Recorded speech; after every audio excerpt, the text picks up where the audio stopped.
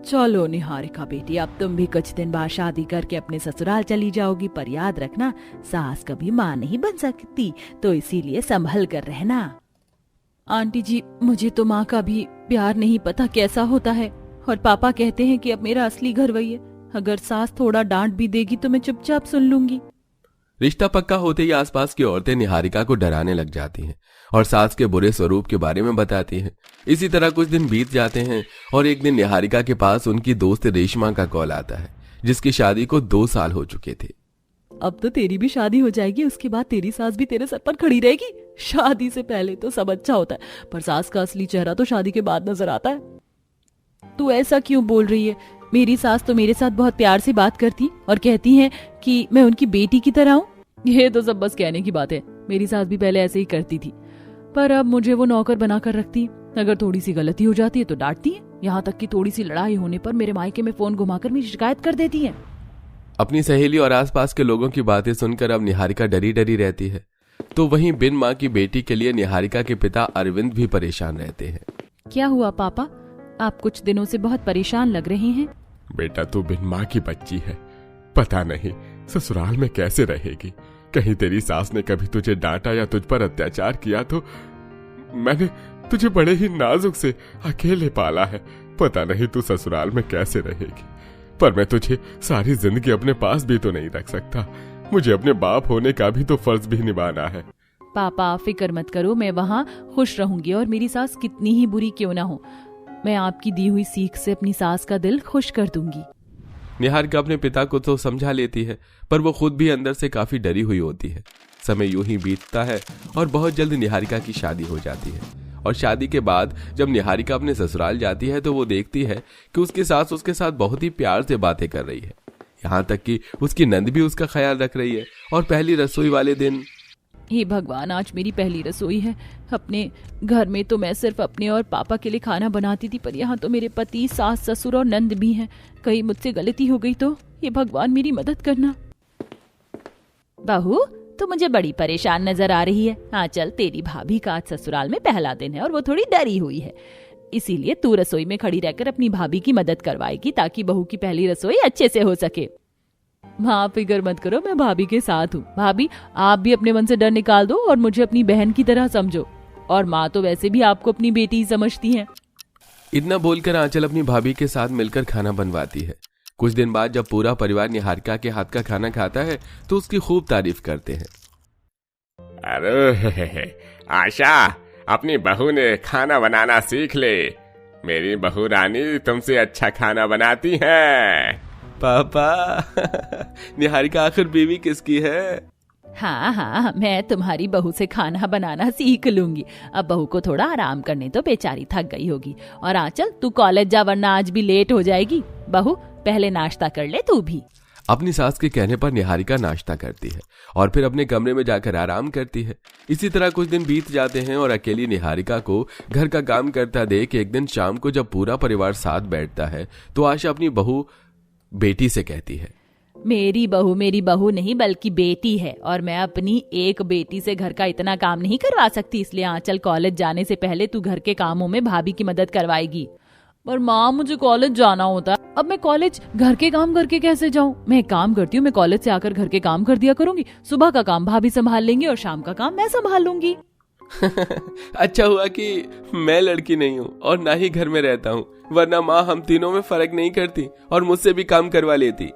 काम तो मैं तुझसे अभी भी करवा लूं अगर तू घर में रहे तो। और हाँ, जिस दिन तेरी छुट्टी रहेगी उस दिन तू बहू को बाहर ले जाना और बहू को भी कभी शॉपिंग करवा कर लिया। बेचारी मेरी बहू सारा दिन घर में ही रहती है। माँ फिक्र मत करो, 2 दिन बाद मैं अपने दोस्तों के साथ बाहर जा रही हूँ, सोच रही हूँ इस बार भाभी को भी ले चलूं। अपनी सास का इतना प्यार देखकर धीरे धीरे निहारिका की सोच बदलने लगती है। तो वहीं अब आंचल जब भी बाहर घूमने जाती तो वो अपनी भाभी को अपने साथ ले जाती। ऐसे ही एक दिन निहारिका अपनी सास के साथ शॉपिंग करने के लिए तैयार हो रही होती है तो निहारिका की दोस्त रेशमा का फोन आता है। कैसी है तू? तेरी सास तुझे अनाथ होने का ताना तो नहीं देती? तेरे ससुराल में सब ठीक तो है? अगर कोई तुझे कुछ उल्टा बोले तो तू भी सुना देना, किसी की मत सुनना। रेशमा, मैं नहीं जानती सास कैसी होती है, पर मेरी सास बहुत अच्छी है। अगर मेरी माँ जिंदा होती तो शायद वो भी मुझे इतना प्यार ना दे पाती जितना मेरी सास करती है। तुझे नहीं पता, मेरी सास ने हम दोनों नंद भाभी का काम बांट दिया। मेरी सास मुझे मॉडर्न कपड़े ला कर देती है, मुझे खुद बाहर घुमाने के लिए ले जाती है, और आज तो वो मुझे शॉपिंग करवाने ले जा रही है। और मेरी नंद भी बहुत अच्छी है, मेरे साथ बहन की तरह रहती है, कुछ भी लाती है तो मुझे जरूर देती है। अरे निहारिका, तू कितनी भोली है, ये सब उनकी बस चाल है। शादी के बाद 4 दिन की चांदनी होती है, ये लोग तुझे धीरे धीरे अपना असली रंग दिखाएंगे। अच्छा मैं रखती हूँ, मेरी सास का दिमाग फिर से खराब हो गया है, पता नहीं पागल बुढ़िया क्यों चिल्ला रही है। क्या सच में सास इतनी बुरी होती है? रेशमा की बात सुनकर एक बार निहारिका सोच में पड़ जाती है और शाम को जब शॉपिंग करके घर आती है तो उसके सिर में दर्द होने लगता है। अरे क्या जरूरत थी मेरी बहू को इतनी भीड़ में ले जाने की? किसी दुकान में, बड़ी दुकान में ले जाती, 2 पैसे ज्यादा ही तो लगता सामान लेने में। देखो बहू की तबीयत हो गई ना खराब, बेचारी के सिर में कितना दर्द हो रहा है। पापा जी मैं ठीक हूँ, बाहर आने जाने से थोड़ा सर में दर्द तो होता ही है। नहीं बहू तू बिल्कुल ठीक नहीं है, सही कह रहे तेरे ससुर जी, सारी गलती मेरी है। अगर मुझे पता होता कि भीड़ में जाने से तेरी तबीयत खराब हो जाती तो मैं तुझे लेकर ही नहीं चलती। तू यहीं बैठ, मैं अभी तेरे लिए चाय लाती हूँ, फिर तेरे सर में तेल लगा दूंगी और तेरा सर दबा दूंगी, तुझे आराम मिलेगा। इतना बोलकर आशा अपनी बहू के लिए चाय बनाती है। जहां निहारिका चाय पीती है वहीं सास उसके सिर में तेल लगाने लगती है। अपनी सास का प्यार देखकर निहारिका के मन से सारा डर खत्म हो जाता है। समय यूं ही बीतता है और एक दिन अचानक से निहारिका की तबीयत फिर खराब हो जाती है। रवि जी आप जरा मुझे थर्मामीटर दे दीजिए, मुझे लग रहा है मुझे बुखार हो रहा है। निहारिका तुम्हारी तबीयत खराब हो नहीं रही, बल्कि तुम्हारी तबीयत खराब है। तुम यहीं पर आराम करो, मैं अभी माँ को बुलाता हूँ। रवि जल्दी से अपनी माँ को बुलाता है और जब आशा अपनी बहू का बुखार चेक करती है तो वो देखती है कि उसकी बहू को 104 डिग्री बुखार है। रवि किसी काम से बाहर चला जाता है, जिस वजह से आशा बहू की देखभाल करती है। जिसके बाद आशा सारी रात सो नहीं पाती और अपनी बहू के पास बैठकर ठंडे पानी से उसकी पट्टी करती है और अपने हाथों से उसे दवाई खाने के लिए देती है और अपनी बेटी की तरह उसका ख्याल रखती है। और ऐसे ही सुबह हो जाती है। माँ आप कल रात से भाभी के पास बैठी हो, अब जाकर थोड़ा आराम कर लो, मैं भाभी के पास बैठ जाऊंगी। हाँ माँ मैं आ गया हूँ, मैं देख लूंगा, अब आप आराम कर लो, वरना आपकी भी तबीयत खराब हो जाएगी। और आंचल तू अपनी भाभी के लिए दलिया खिचड़ी बना दे, मैं यहाँ बैठा हूँ, मैंने आज ऑफिस से छुट्टी ले ली है। नहीं दलिया मैं बनाऊंगी, ये पता नहीं कैसा बनाएगी, तू रहने दे आंचल, मैं जाती हूँ। पूरी रात जागकर बहू की सेवा करने के बाद थकी हारी आशा रसोई में जाकर दलिया बनाती है और रवि अपनी बीवी के पास बैठकर ऑफिस का काम करता है। कुछ देर बाद निहारिका के पास उसके पिता का फोन आता है। मेरी प्यारी निहारिका, ससुराल जाकर तो तू अपने पिता को भूल ही गई। वहां सब ठीक तो है, कोई तुझे परेशान तो नहीं करता? कहीं ऐसा तो नहीं कि उन लोगों ने तुझसे तेरा फोन छीन लिया और तुझे मुझसे बात नहीं करने देते? पापा कुछ दिनों से तबीयत ठीक नहीं है, इसलिए फोन नहीं कर पाई, और मैं यहाँ। निहारिका आगे कुछ बोल पाती कि तभी उसका फोन बंद हो जाता है, जिस वजह से वो अपने पिता से बात नहीं कर पाती। अपनी बेटी से सही से बात न होने पर अरविंद और ज्यादा परेशान हो जाता है और शाम तक अपनी बेटी से मिलने उसके ससुराल आ जाता है और वो देखता है कि उसकी बेटी अपने कमरे में बिस्तर पर पड़ी है और उसकी सास उसके पास बैठकर फ्रूट्स काटकर उसे खिला रही है। पति थोड़ी दूर पर खड़े होकर थर्मामीटर में बुखार चेक कर रहा है और नंद ससुर भी पास में खड़े हैं। बेटी ये क्या हालत हो गई तेरी? अरे समधी जी आप अचानक यहाँ? हाँ मेरी इससे बात नहीं हो पा रही थी, इसलिए मिलने आ गया। अच्छा हुआ आप आ गए, दोनों बात कीजिए, हम आपके चाय नाश्ते का इंतजाम करते हैं। और बेटा तू ये सारे सेब खा लेना, ठीक है? सब चले जाते हैं, तभी निहारिका बोलती है। पापा आप मेरी फिक्र क्यों करते हो? आप तो जानते हो ना कि मैं कितनी जल्दी बीमार पड़ती हूँ, और मैंने दवाई ले ली है, आप मेरी चिंता मत करो। घर में सब बहुत अच्छे हैं। मैं नहीं जानती सास कैसी होती, पर मेरी सास बहुत अच्छी है। उन्होंने कभी भी मुझे माँ की कमी नहीं होने दी। मुझे लगता है कि अगर आज माँ जिंदा होती तो वो भी मेरी इसी तरह से फिक्र करते। तू सही कह रही है बेटा, अभी मैंने अपनी आंखों से देखा है तेरे ससुराल वालों को तेरी चिंता करते हुए। आज तुझे खुश देखकर और तेरे ससुराल वालों, खासकर तेरी सास को तेरी फिक्र करता देखकर मेरी सारी परेशानी खत्म हो गई। अब मुझे लग रहा है कि मैंने अपनी बेटी की शादी सही जगह करी है और असल में तुझे सास के रूप में माँ मिली है। हाँ समधी जी चिंता मत कीजिए, आपकी बेटी मेरी बहू नहीं बेटी है। लीजिए चाय पीजिए और बेटी से खूब बातें कीजिए। उस दिन निहारिका और अरविंद खूब बातें करते हैं और अच्छा टाइम बिताते हैं। सीमा अपने छोटे से परिवार के साथ छोटे से घर में रहती है। सीमा चूल्हे पर दाल में काफी सारा पानी मिला रही होती है। चलो दाल तो बनने वाली है, सब दाल के साथ एक एक रोटी खा लेंगे और दाल भी पी लेंगे तो पेट भर जाएगा। सीमा को इतना पानी मिलाते हुए सीमा का बेटा देख लेता है। माँ, दाल में पानी क्यों मिलाया? एक काम करिए ना, पानी ही दे दीजिए। आप हमेशा पानी वाली दाल क्यों देती हैं हमें? हर रोज मुझसे पानी वाली दाल नहीं खाई जाती। बेटा ऐसे नहीं कहते हैं, तुझे तो पता है ना हम लोग कितने गरीब हैं, कितनी मुश्किलों से हम अपने खाने पीने का इंतजाम करते हैं। मुझे वो सब नहीं पता, मुझे बस इतना पता है कि आप हर रोज पानी वाली दाल दे देती हो। दाल तो उसमें दिखती ही नहीं है, बस दाल की जगह पीला पीला पानी दिखता है और वही हमें खाना पड़ता है। हर रोज एक ही चीज, पानी वाली दाल, पानी वाली दाल। मैं नहीं खाऊंगा। रोहन अपनी माँ की बात नहीं सुनता और वहां से उदास होकर चला जाता है। ये देखकर सीमा की सास अनुराधा रोहन को समझाती है। रोहन ऐसे नहीं कहते हैं, अरे हमारे पास पानी वाली दाल तो है ना। दादी, पानी वाली दाल क्यों है, लेकिन मुझे पानी वाली दाल नहीं खानी है। पता है, पड़ोस वाले घर में जो मेरे दोस्त है ना, वो इतनी अच्छी अच्छी चीज खाते हैं और मुझे चढ़ाते भी हैं। मेरा भी तो मन करता है ना कि मैं भी उनकी तरह अच्छी अच्छी चीज खाऊं। हर रोज पानी वाली दाल नहीं पी जाती है दादी। मैं समझ रही हूँ बेटा, हर किसी का मन होता है कि रोज कुछ अलग खाए, लेकिन अगर पैसे की दिक्कत होती तो कभी कभी हमें अपना मन मारना पड़ता है। और तू खुद सोचना, सड़क पर जो लोग होते हैं उन्हें तो पानी वाली दाल भी नसीब नहीं होती है, तो वो क्या शिकायत करते हैं? उन्हें तो जो मिले वो वही खा लेते हैं ना। अपनी दादी के समझाने के बाद रोहन समझ जाता है और कुछ नहीं कहता। कुछ दिनों बाद रोहन अपने घर के बाहर खड़ा था, तभी उसे काफी अच्छी खुशबू आती है। इतनी अच्छी खुशबू, लगता है बिट्टू के घर से आ रही है। एक बार उसके घर जाता हूँ। रोहन अपने दोस्त बिट्टू के घर जाता है, जहाँ बिट्टू की माँ प्रीति खड़ी थी। अरे तुम ये फिर मुंह उठाकर आ गई हो? हाँ, इतनी अच्छी खुशबू आ रही थी आपके घर से, तो मैंने सोचा एक बार आपके घर हुआ हूँ। अच्छा, खुशबू के पीछे आए हो? मुझे लग ही रहा था तुम्हें अपने गरीब घर पर कुछ मिलता नहीं होगा, इसलिए लालची बनकर यहाँ आ गई।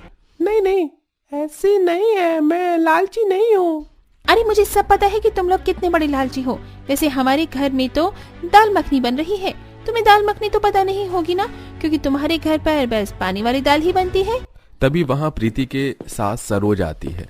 ये क्या है बहू, तू बच्चे से कैसे बातें कर रही है? थोड़ा सा तो लिहाज रख बच्चे से बात करने का। माँ जी, ये बच्चा है तो इसका मतलब ये क्या कुछ भी करता रहेगा? देखो कितना लालची है, बस खाने का ही लालच है यहाँ जो आ गया है। हमारे घर में दाल मखनी बनी है ना, इन लोगों ने तो कभी देखी भी नहीं है, इन लोगों ने कभी भी अपने बच्चों को खिलाई भी नहीं होगी, इसलिए ये यहाँ आ रहा है। तो क्या हो जाएगा अगर ये थोड़ा खाना यहाँ खा लेगा?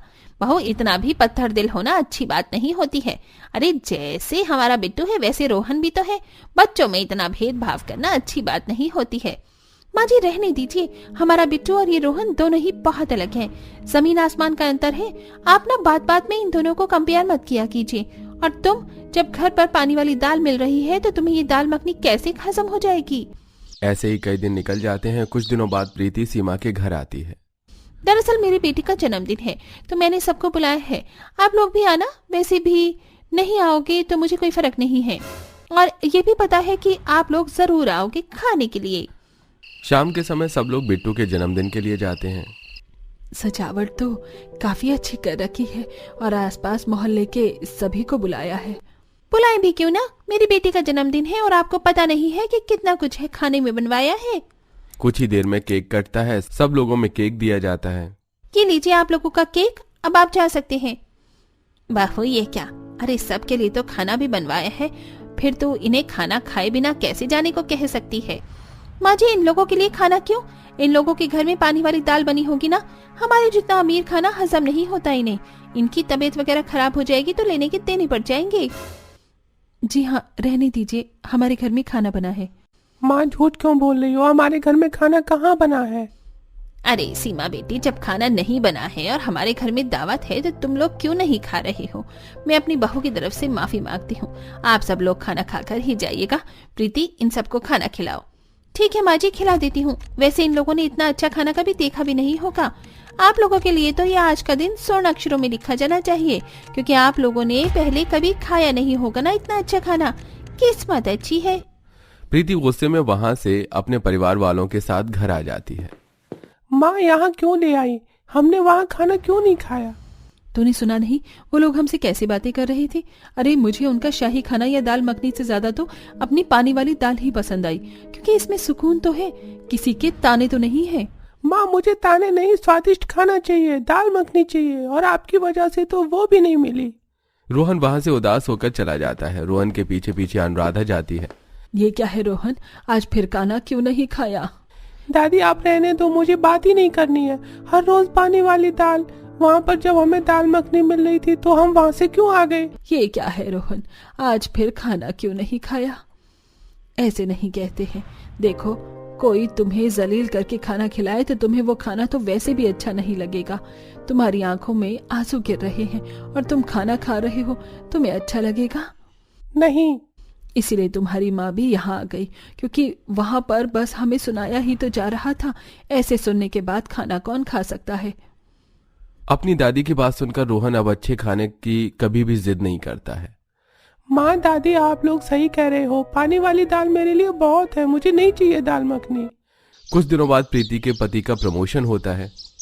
मेरे पति का प्रमोशन हुआ है माँ जी, मैं ना पार्टी रख रही हूँ, सबको बुलाऊंगी। बहू पार्टी की क्या जरूरत है? नहीं माँ जी, मैं पार्टी करूंगी, सबको बुलाऊंगी। ठीक है, अगर तू पार्टी कर रही है तो देख ले कहीं कोई गड़बड़ ना हो। पार्टी का दिन आता है, मेहमानों के आने का समय होता है, लेकिन खाना बनाने के लिए कोई नहीं आता है। माँ जी इतनी देर हो गई है, अभी तक शेफ नहीं आए, खाना कैसे बनेगा? मेहमान आने वाले होंगे।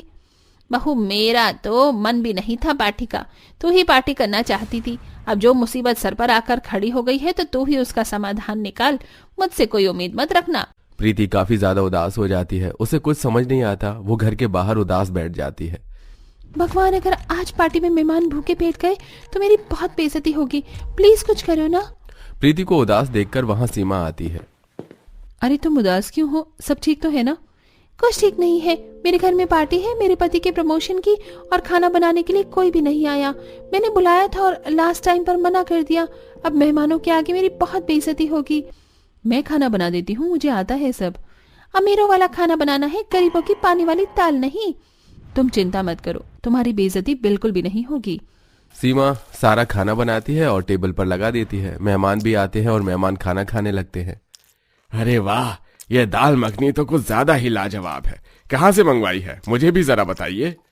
प्रीति के खाने की सब तारीफ करते हैं। सीमा वहां से अपने घर चली जाती है और सीमा अपने परिवार के साथ खाना खाने के लिए बैठती है।